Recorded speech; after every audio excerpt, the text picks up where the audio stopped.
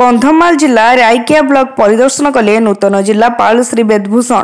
मुख्यमंत्री जनजाति मिशन अधीन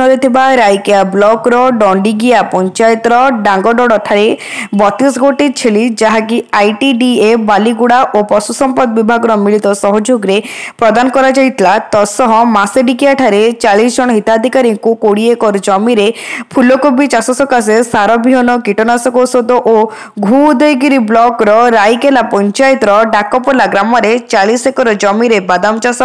20 एकर जमी रे फुलझाड़ू चाष 30 एकर जमी रे गोलमरिच चाष और युव उद्योगी तालारी माहरे 25 एकर जगह लेमन ग्रास रोपण कार्यक्रम को देखा सहित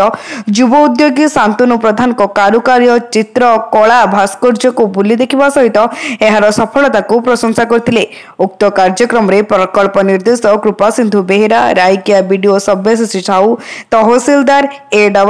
एई बालीगुड़ा पीएमओ स्टाफ एवं रायकिया ब्लॉक समस्त कर्मचारी सहित बीएलई रहीमुद नायक उपस्थित थिले। आमे माने प्राय 40 एकर माने 20 एकर जगह आमे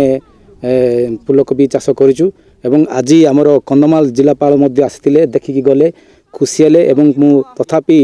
आमे आगरू बोरिंग पाई मध्य आमे प्रपोजल देइछु एवं माननीय कलेक्टर महोदय को मु निवेदन करूची से आम एई जगह प्रति एवं आम मान दृष्टि आकर्षण करी यथाशीघ्र बोरिंग पाई व्यवस्था कराई देले आमे समस्ते उपकृत कि लाइवलीहुड प्रोजेक्ट्स कौन कौन चलছে आज आमे दु तीनटा जगह रे माने लाइवलीहुड क्लस्टर हिसाब रे देखिलु गोटरी हो कि हमर काउरियरिंग माने गाई पालन हो कि एबे कोबी जमते क्लस्टर अछि